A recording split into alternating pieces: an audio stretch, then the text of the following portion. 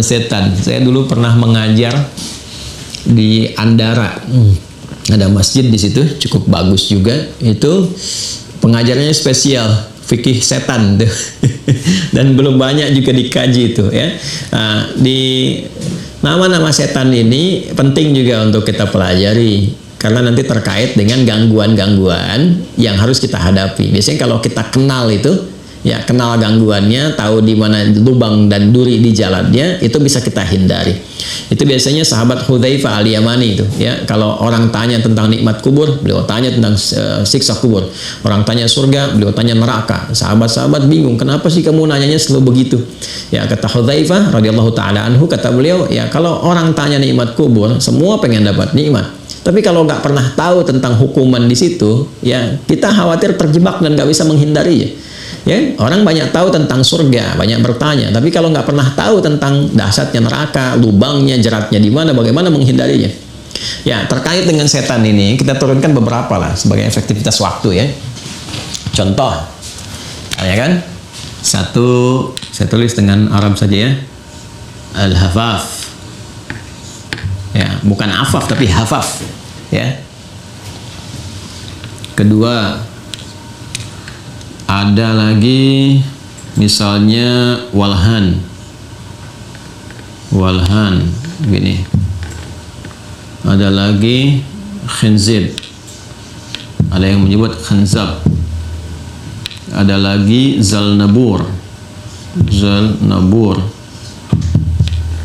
Ada lagi mitras. Nah, ini yang paling banyak di mitras sekarang nih ya. Ada lagi awar. Ya, ada lagi dasim. Udahlah, 7 aja dulu ya. Ini aja udah repot nih. Nama-nama setan nih, kalau ada yang sama cepat ganti ya. Cepat ganti nih ya. Hafaf, ini setan yang suka memberikan was-was pada penampakan berjudul binatang ya, pada penampakan ya, pada binatang-binatang tertentu.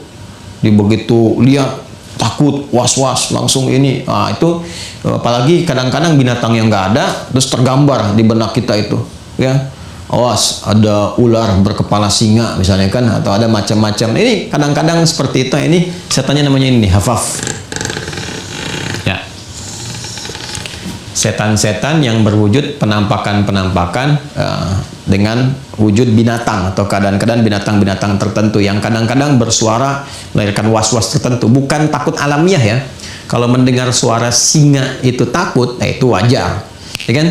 Tapi kalau Anda tiba-tiba misalnya dengar desis-desis tertentu, tiba-tiba nggak ada sesuatu, suara kucing kok malah takut malam-malam meong, tiba-tiba ada was-was apa? Nah, ini yang bikin was-wasnya hafaf.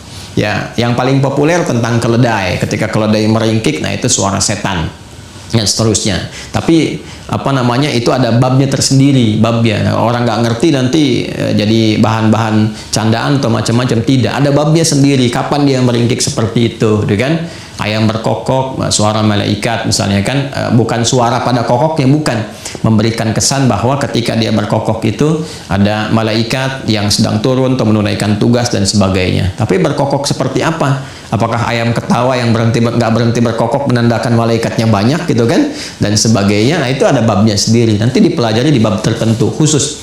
Ya, yang ingin saya katakan adalah kembali ke sini, jika ada perasaan was-was kita pada binatang-binatang tertentu yang tidak wajar keadaannya, atau bahkan binatang yang nggak ada tapi seperti digambarkan ini dan itu, ini hafaf namanya ya. Kemudian walhan, setan yang melekat untuk menggoda orang-orang yang wudhu ya, sering dikenal dengan setan wudhu ya, memberikan was-was pada orang yang telah wudhu sampai ke sholat. Jadi saat dia telah berwudhu ya, ditunaikan wudhunya, diberikan kemudian was-was, diganggu antara yakin atau tidak sebetulnya sudah berwudhu, batal atau tidak nih ya, baru dia takbir tuh diberikan was-was, sebetulnya kamu batal tadi, sebetulnya begini begitu. Nah, ini tugasnya walhan di setannya ini ya, dan nanti ada babnya sendiri untuk mengatasinya ya. Kata Nabi, kalau nanti ada yang memberikan was-was seperti itu dalam wudhu kita atau bahkan saat sholat, jangan langsung putuskan batal. Ambil yang paling yakin atau pastikan. Kalau enggak kamu dengar kemudian suaranya atau kamu cium baunya, kata Nabi, pada yang sudah pasti ya sifatnya. Tapi kalau gelisah berkelanjutan, ambil satu keyakinan. Ya, yakin apa nih? Yakin kita nggak batal. Sudah selesaikan. Kalau kita sudah ambil satu keyakinan, dia akan tinggalkan. Tapi kalau kita terus pertahankan wudhu lagi, jadi permainan nanti. Ya, setan mempermainkan ini walahan. Khinzib. Khinzib itu ada yang membaca khanzab, itu setan menggoda orang sholat. Ya. Jadi dia mulai tugasnya, dia berdinas saat orang mulai bertakbir. Jadi begitu orang takbir, Allahu Akbar, baru langsung dia bertugas itu. Kata Nabi, diberikan gambaran kepada kita, dia akan berkata, udhkur kata, ingat ini, ingat itu. Nah, makanya kalau Anda sebelum sholat, saya sering uraikan itu, kita bisa tenang keadaan itu, seakan-akan ingin fokus pada satu keadaan tertentu, kondisi tertentu untuk ibadah. Tapi begitu Anda bertakbir, itu baru takbir, langsung terbayang berbagai hal. Nah, itu yang bekerja khinzib namanya. Ya kadang-kadang masuk lewat ya uraian taklim juga, ceramah juga. Dan begitu takbir, merasa digoda, ingatnya Anda katakan khinzib. Nah, itu setan juga tuh. Ya, jadi mengondisikan supaya kita itu kehilangan keadaan kondisi khusyuk dalam sholat. Ini Zalnabur, ini setan pasar ini. Ya, kondisi-kondisi dalam niaga. Ya, pasar. Ya, kondisi kalaupun sekarang sudah jadi swalaya, supermarket, minimarket dan sebagainya. Ya, yang banyak tugasnya dia menjadikan yang tidak baik terkesan menjadi baik. Yang haram ya terkesan menjadi halal. Lalu kata-kata dimunculkan, misalnya barang-barang yang kurang baik seakan-akan dikesankan baik. Awas, hati-hati, ahli marketing tuh, sales-sales dan sebagainya. Ya, harus ada kejujuran. Jangan bekerja sama dengan Zalnabur, ini bahaya nih. Ya, memang kalau barang nggak baik, sampaikan kurang baik. Kalau bagus, sampaikan bagus. Kalau ada cacatnya, sampaikan dia ada cacatnya. Ya, jangan sampai barang kurang bagus disampaikan, ini bagus kok Pak, kelihatannya aja seperti casing yang nggak bagus, padahal isinya bagus. Saya nggak begitu. Ketika dikemas kalimat-kalimat berbeda dengan kondisi aslinya, maka ini yang berperan. Atau melekatkan ingatan. Ya, suami istri main misalkan ke swalayan, toko tertentu, tas tertentu, ya beli enggak, tapi terus terbayang-bayang sampai ke rumah. Ya, ini perannya ini. Ya, sampai mau tidur pun masih diungkit juga. Tadi tas itu bagus loh Pak, gitu kan, padahal tas sudah banyak. Bapaknya bilang, mah kan sudah banyak tas itu. Ya, tasnya nggak penting, yang penting isinya apakah berkah atau tidak, mengantarkan kita pada ridha Allah atau tidak. Oh iya Pak, betul juga ya. Ya sudahlah, yang ada aja yang kita gunakan. Nah itu. Tapi yang tadi juga bagus kok Pak. Nah, itu tandanya ini bekerja ini. Ini Zalnabur ini, ya. Ini yang kadang-kadang juga dalam suasana proyek, di pekerjaan dan sebagainya, dalam bisnis. Hati-hati tuh. Ya, jangan dikira akan mudah, tidak. Kadang-kadang bisa dari dalam, di internal, ya dikacaukan tuh kondisi bisnis dari dalam itu. Ya, misalnya Anda sudah bekerja bagus, sudah baik, gitu kan? Dan sudah berjalan dengan bagus, bahkan jadi kepercayaan dan sebagainya. Tiba-tiba ada godaan dari pihak tertentu, dari luar, diprovokasi, ya, supaya misalnya ditinggalkan pekerjaan itu, tapi saat yang bersamaan Anda didorong untuk menghancurkan pekerjaan itu, diprovokasi, sehingga ada kesan nanti satu perselisihan, ada kesan persaingan yang tidak sehat. Nah ini nih, bisa terjadi nih. Ya, permainan tender, permainan macam-macam muncul. Ini hati-hati, harus belajar nih fikihnya supaya bisa mengentaskan itu semua. Ya, kadang-kadang kita mendapati misalnya yang kita percayai baik-baik loh, tapi ternyata itu yang terprovokasi sehingga menghasilkan pengkhianatan dalam pekerjaan. Padahal sudah disupport misalnya, atau sudah diberikan fasilitas yang terbaik, tapi hancurnya tiba-tiba dari dalam. Dia harus belajar nih. Kalau pengusaha nggak belajar tentang ini, itu ada peluang terjadi. Jadi ketika bikin usaha tuh harus paham, tantangannya akan ada ini. Jadi siap kita membangun tim yang kuat. Dan terus ya diberikan arahan, pencerahan. Ini bisa muncul dan terjadi. Ya, kalau sudah diberikan gambaran, kan Allah memberikan gambaran. Nabi ditugaskan memberi penjelasan. Jadi keterangan Allah dan Rasul itu kalau kita pelajari pasti terjadi. Pasti itu. Jadi kalau kita nggak pelajari dari awal, kaget nanti. Ya, dan kalau nggak tahu fikihnya, itu juga bisa bermasalah, ya, bermasalah. Ini metrash. Metrash ini kalau bahasa sekarang nih setan hoax. Ya, yang menggoda untuk menyebarkan berita-berita bohong ini, intisyarul kadzib. Nah, ini setan hoax nih, ini metrash nih namanya nih. Ya, awas nih, ini eranya nih cukup banyak sekarang, konten-konten dibikin, gitu kan? Yang nggak semestinya, kalimat-kalimat ditata atau macam-macam, atau mengondisikan sesuatu pada yang tidak benar demi tujuan-tujuan dunia tertentu dengan ini cara yang salah, cara yang keliru. Ini provokasinya setannya metrash ini. Hati-hati ya. Saya juga menyarankan dan juga memberikan pengingat ya. Kadang-kadang saya harus menegaskan. Ya, saya sudah menegaskan bahwa tidak memperkenankan untuk memotong-motong video.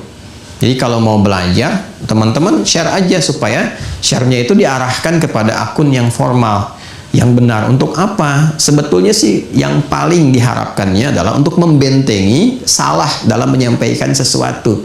Kadang-kadang terlihatnya bagus itu kan, terus dipotong nih.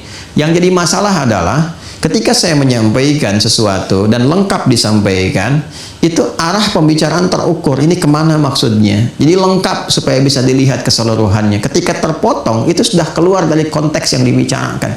Sekalipun mungkin yang dimaksudkan itu adalah kalimat-kalimat potongan baik, tapi ketika diletakkan bukan pada konteksnya, itu bisa salah. Ya, jadi biasanya saya sudah briefing itu di admin, di teman-teman itu, ya di bagian IT dan sebagainya. Kalaupun ada yang minta izin untuk sharekan linknya supaya kembali melihat secara utuh. Ya, kenapa? Tadi untuk mencegah ini berperan. Dan seringkali itu terjadi. Banyak hal akhirnya kita harus mengklarifikasi sesuatu yang tidak ada sebetulnya kalau dikembalikan kepada utuhnya. Ini banyak terjadi sekali. Ada kasus dimunculkan ini, itu, dan rata-rata menariknya itu ceramah-ceramah yang lama, yang mungkin belum seperti sekarang keadaannya. Ada orang shoot pakai kamera tertentu, potong, dan sebagainya dengan niat-niat yang Allahu a'lam. Tapi kita mencegah itu lebih baik, sehingga tidak terjadi hal-hal yang tidak diinginkan.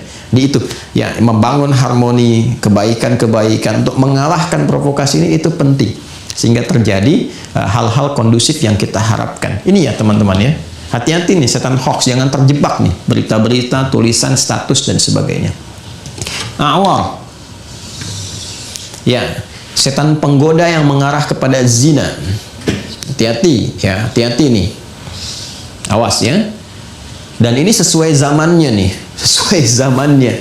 Ya, ada godaan-godaan klasik ya, baik anak muda yang sudah balik ataupun sampai ke orang dewasa. Supaya apa? Supaya terjadi hubungan-hubungan yang tidak semestinya, ya, belum menikah terjadi hubungan yang tidak dibenarkan, atau sudah menikah tiba-tiba senang lirik pasangan orang lain, dalam pekerjaan yang terlihat kok ini lebih baik, terlihat lebih memesona dan sebagainya, sehingga orang bikin ungkapan rumput tetangga lebih hijau, lebih ini, lebih itu. Ini provokasi dari sini.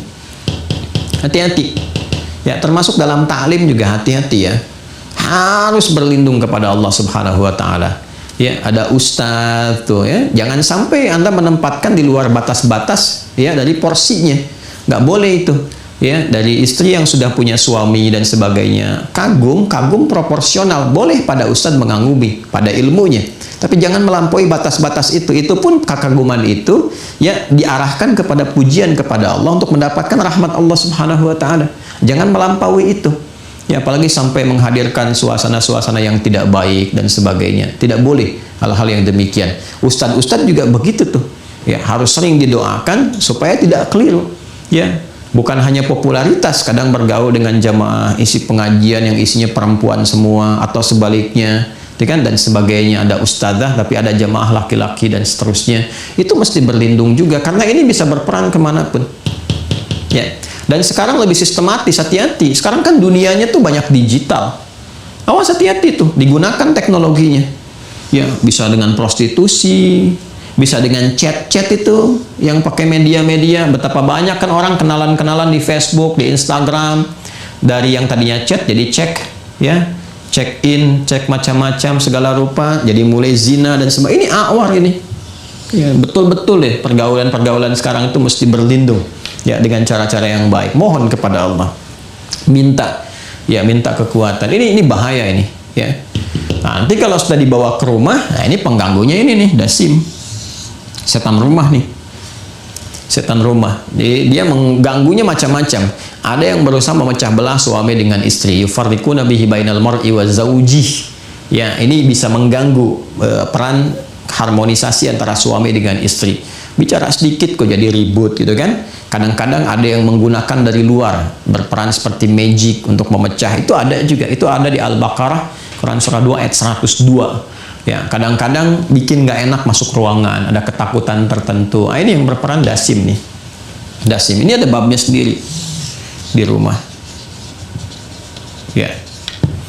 Nah, ini diantara yang bisa saya uraikan. Nah, nanti ada beberapa yang lain-lain lagi yang bisa kita kemudian gali lebih jauh. Ya, ada kadang-kadang di berbagai aktivitas ya, di dunia musik misalnya tuh ada juga setan-setan yang melekat itu.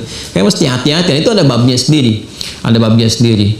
Ya, terkait harta benda misalnya ada juga. Ya, kadang kan udah waktunya zakat masih ditunda-tunda. Ya, sudah tahu zakatnya di Al-Muharram, ditunda sampai Ramadan. Ya, kadang-kadang kesannya seperti bagus supaya pahalanya melimpah, supaya lebih banyak. Bagaimana kalau Anda meninggal di bulan Rajab?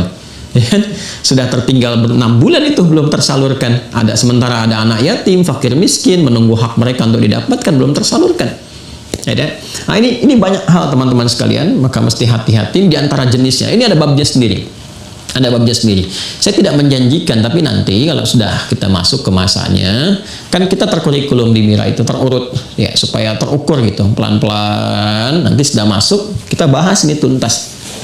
Ya tuntas. Saya masih ingat waktu di pesantren itu, waktu awal-awal masuk, ya kita berlatih supaya bangun malam, tahajud dan sebagainya.